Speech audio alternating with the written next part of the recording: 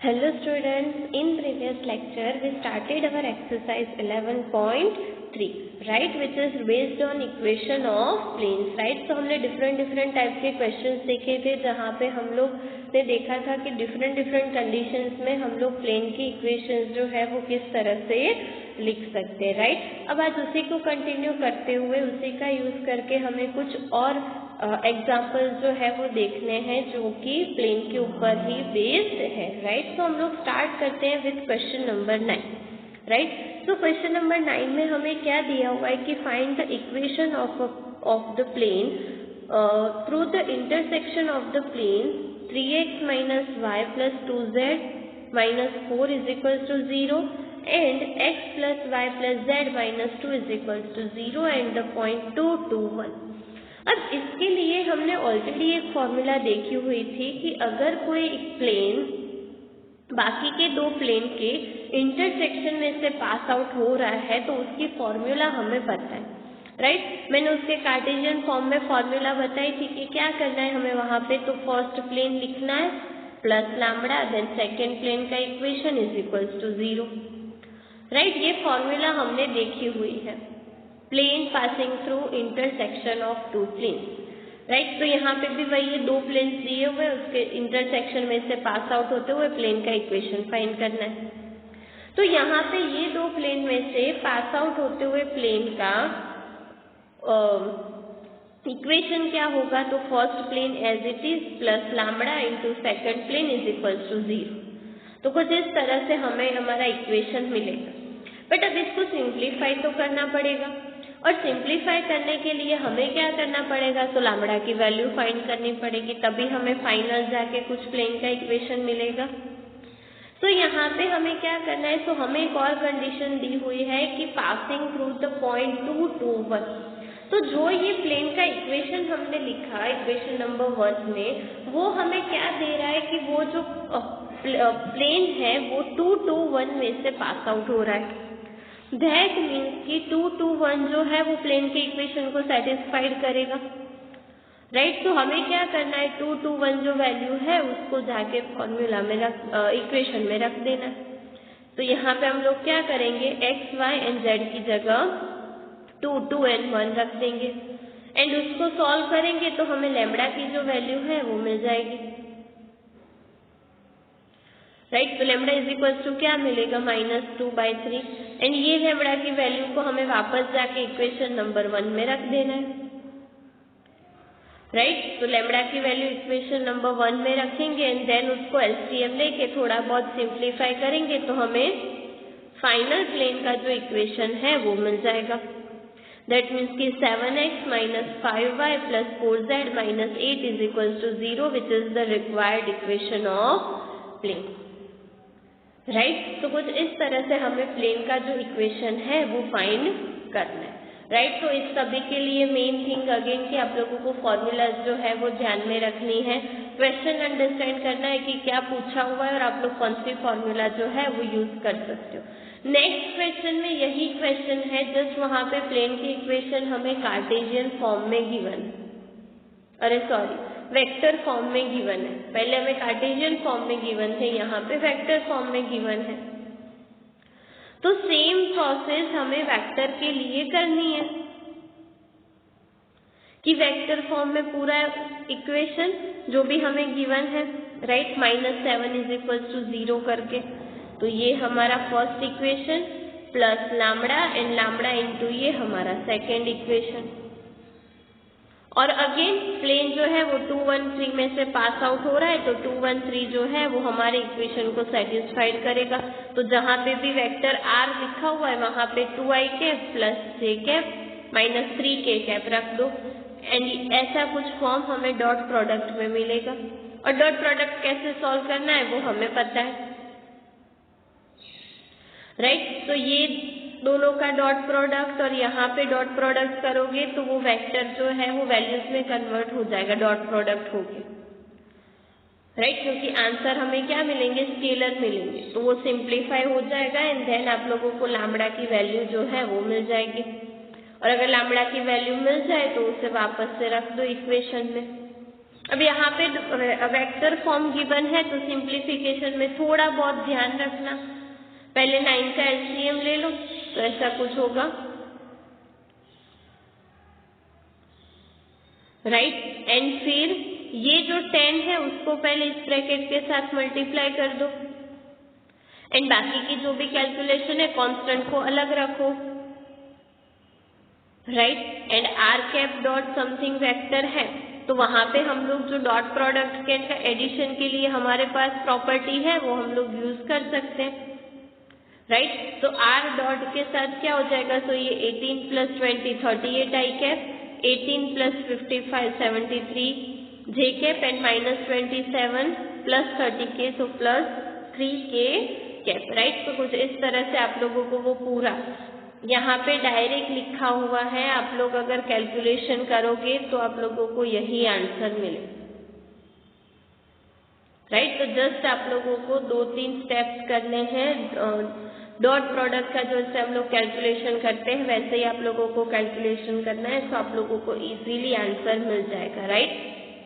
और अगर वेक्टर में नहीं समझ में आ रहा है तो वेक्टर को कार्टेशियन में कैसे कन्वर्ट करना है वो आप लोगों को पता है, राइट।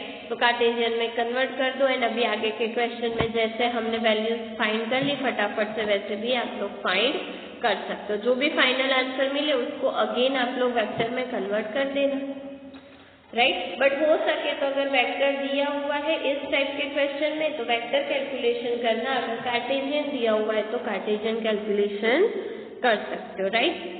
ओके, इसके बाद जो नेक्स्ट क्वेश्चन है उसी में भी यही सब कुछ दिया हुआ है, जस्ट एक कंडीशन अलग है। वहां पे हमें दिया हुआ था कि प्लेन जो है वो पर्टिकुलर एक पॉइंट में से पास आउट हो रहा है, और यहाँ पे हमें दिया हुआ है कि प्लेन जो है वो पर्टिकुलर एक और प्लेन के साथ परपेंडिकुलर है।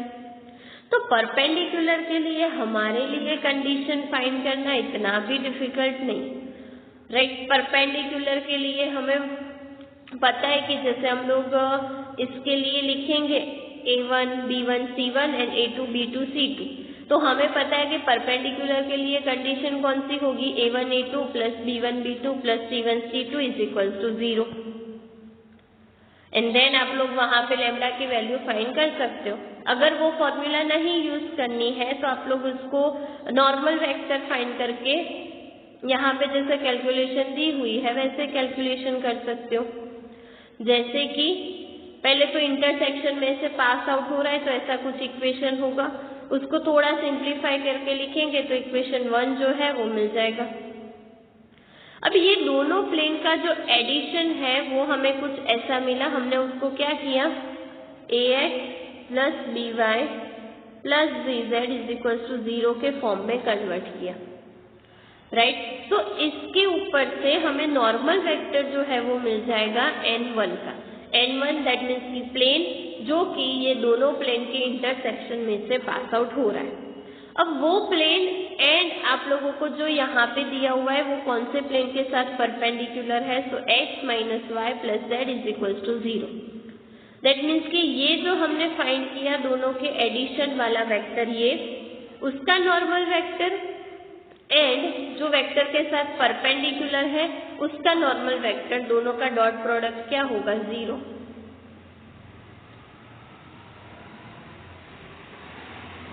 राइट। यहाँ पे प्लस है। सो हमें क्या दिया हुआ है कि हमने n1 फाइंड किया, सेम वे में जिस वेक्टर के साथ परपेंडिकुलर है वो गिवन है तो हम लोग n2 फाइंड कर सकते हैं। तो ये हमारा n1 और ये हमारा n2।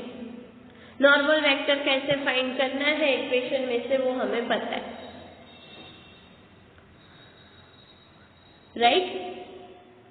इन नॉर्मल वेक्टर में नथिंग बट हम लोग क्या लेते हैं, A B and C, तो A1 B1 C1 A2 B2 C2 आप लोग डायरेक्टली भी उसको कंसीडर कर सकते हो, डॉट प्रोडक्ट करने के बाद वही मिलेगा, राइट। तो नॉर्मल में लिखना हो तो भी ठीक है, आप लोगों को डायरेक्ट समझ में आ रहा है डायरेक्ट लिखना है तो भी ठीक है, राइट। डायरेक्ट में वो वाली फॉर्मूला जहाँ पे हम लोग लिखते थे A1 A2 + B1 B2 + C1 C2 = 0, और यहाँ पे A1 क्या होगा, तो 1 + 2 लैम्डा, A2 क्या होगा, तो 1, राइट। अकॉर्डिंग आप लोगों को पता है कि कंपैरिजन कैसे करना है दोनों नॉर्मल वेक्टर के according, right. And dot product है 0 है। सो दोनों फॉर्मूला जो है वो इक्वली है, दोनों में से जो भी आप लोगों को यूज करनी हो वो कर सकते हो, राइट। तो n1 dot n2 is equal to 0 करोगे तो n1 एंड n2 का डॉट प्रोडक्ट करोगे तो आप लोगों को लैम्बडा की वैल्यू जो है वो मिल जाएगी, राइट। एंड लैम्बडा आप लोगों को क्या मिलेगा, -1/3। और ये -1/3 जो है उसको आप लोगों को कहाँ पे जाके रखना है, equation number 1, right. That means कि ये जो हमने इक्वेशन देखा था हमारा इक्वेशन नंबर 1, सॉरी, राइट, ये वाला। तो इक्वेशन नंबर 1 में हमें जाके वापस से वही वैल्यूज जो है वो पुट आउट करनी है, राइट। तो लैम्बडा की वैल्यू हम लोग इक्वेशन 1 में पुट आउट करेंगे तो हमें जो प्लेन की वैल्यू, प्लेन का जो भी इक्वेशन चाहिए वो हमें मिल जाएगा, राइट।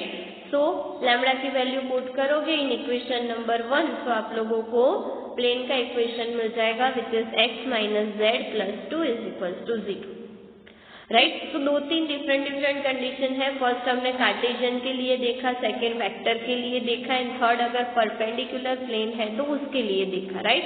तो दोनों में से कोई, तीनों में से किसी भी टाइप का क्वेश्चन हो आप लोगों को प्रोसेस में वही फॉर्मूला यूज करनी है, इंटरसेक्शन, दो प्लेन के इंटरसेक्शन में से। ओके, सो नेक्स्ट क्वेश्चन देखते हैं विच इज क्वेश्चन नंबर 12, जहाँ पे हमें फाइंड करना है angle between the planes whose vector equation are this, right. तो हमें दो वेक्टर इक्वेशन दिए हुए हैं और हमें एंगल फाइंड करना है between two planes, right.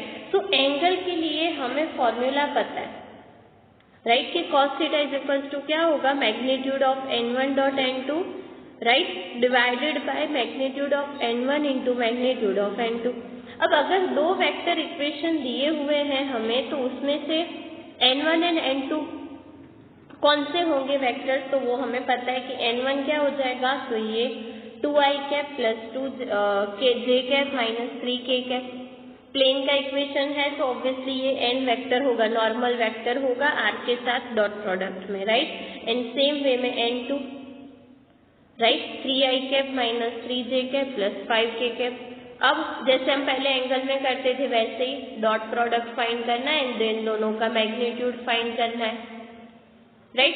Values find कर लोगे, सिर्फ फॉर्मूला में वैल्यूज रखनी है तो इजीली हमें थीटा की जो वैल्यू है वो मिल जाएगी, राइट। तो finally theta is equals to आप लोगों को क्या मिलेगा, cos इनवर्स 15/731, राइट। तो एंगल फाइंड करना इजी है, जस्ट आप लोगों को फॉर्मूला ध्यान में रखनी है एंड एंगल की फॉर्मूला में जिन चीज़ों की ज़रूरत है वो सारी चीज़ें आप लोगों को फाइंड करके रखनी, ओके।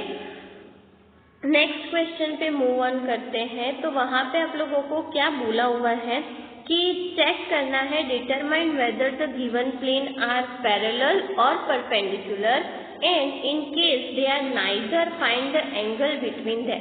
तो एंगल कैसे फाइंड करना है वो हमने अभी अभी देखा।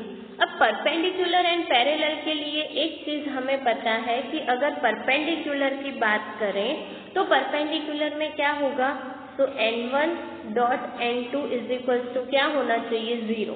अगर ये मिल रहा है तो परपेंडिकुलर, अगर मिल रहा है n1 is equal to n2 तो पैरेलल। दोनों कंडीशन हमें पता है, यहाँ पे कोई लैम्बडा भी हो सकता है, दोनों चीजों में बात तो सेम ही है। तो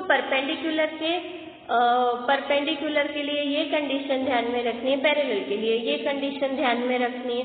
अगर इन दोनों में से कुछ भी ट्रू हो रहा है तो they are parallel or perpendicular, और अगर कुछ भी नहीं हो रहा है तो डायरेक्टली हमें एंगल फाइंड करना है। जैसे यहाँ पे देखो आप लोग n1 n2 निकालोगे दोनों वेक्टर में से, हमें पता है n1 क्या होगा, तो यहाँ पे अगर कार्टेशियन इक्वेशन भी है तो ये 7, 5 एंड 6 जो है वो n1 के कॉम्पोनेंट्स होंगे। तो 7i cap plus 5j cap plus 6k cap and so. तो n1 n2 फाइंड करना है, दोनों का डॉट प्रोडक्ट। अब यहाँ पे डॉट प्रोडक्ट हमें ना ही 0 मिला और ना ही इक्वल मिला, दोनों वेक्टर जो है वो इक्वल भी नहीं है, राइट। सो हमें क्या करना है, एंगल फाइंड करना है। तो एंगल के लिए अगेन वही फॉर्मूला जो अभी हमने देखी, राइट। तो उसके अकॉर्डिंग आप लोग कैलकुलेशन जो है वो कर सकते हो, ओके, नेक्स्ट क्वेश्चन में भी वही आप लोगों को दिया हुआ है। तो यहाँ पे अगर आप लोग देखोगे तो आप लोगों को क्या दिया हुआ है कि N1 एंड N2 का जब भी डॉट प्रोडक्ट करोगे तो आंसर क्या मिलेगा, 0। That's why they are perpendicular. तो अभी मैंने दोनों की कंडीशन बताई कि परपेंडिकुलर एंड पैरेलल में क्या ध्यान में रखना है, अगर डॉट प्रोडक्ट 0 है तो परपेंडिकुलर, राइट। अदरवाइज अगर आप लोग देखोगे नेक्स्ट क्वेश्चन में तो वहां पे आप लोगों को क्या दिया हुआ है कि N1 इज इक्वल्स टू मिलेगा 2/3 N2, दैट मीन्स कि कुछ इस तरह की कंडीशन हमें मिलेगी, राइट। तो कुछ जगह आप लोगों को इस तरह की कंडीशन मिले तो हम लोग कह सकते हैं कि नॉर्मल जो है वो पैरेलल होंगे, दैट्स वाई प्लेन्स जो है वो भी पैरेलल होंगे, राइट। तो आप लोगों को जस्ट N1 N2 लिखना है प्लेन की इक्वेशन में से एंड देन आप लोगों को कैलकुलेशन जो है वो करनी है। ओके, तो इस तरह से आप लोगों को फर्स्ट चेक करना है कि पैरेलल है कि परपेंडिकुलर है, अगर है तो लिख देना है और अगर दोनों में से कुछ भी नहीं है तो एंगल फाइंड करना है, राइट। तो इजीली आप लोग फाइंड कर सकते हो। ओके, तो बाकी के जो क्वेश्चन है वो आप लोगों को होमवर्क में करने हैं। हम अभी क्वेश्चन नंबर 14 की बात करते हैं। तो 14 भी हमारे लिए नया नहीं है, जस्ट वहाँ पे आप लोगों को डिस्टेंस फाइंड करना है कि जो पॉइंट गिवन है वो पॉइंट से प्लेन का डिस्टेंस फाइंड करना है, राइट। तो डिस्टेंस फॉर्मूला जो है वो हमें पता है, राइट। प्लेन के इक्वेशन में से ए बी सी की वैल्यू मिल जाएगी। सपोज ये प्लेन का इक्वेशन है 3x minus 4y plus 10z is equal to 3। तो a इज इक्वल टू क्या हो जाएगा 3, b इज इक्वल टू क्या हो जाएगा -4 and c is equal to 12। a b c की वैल्यू कैसे निकालनी है वो हमें पता है, राइट।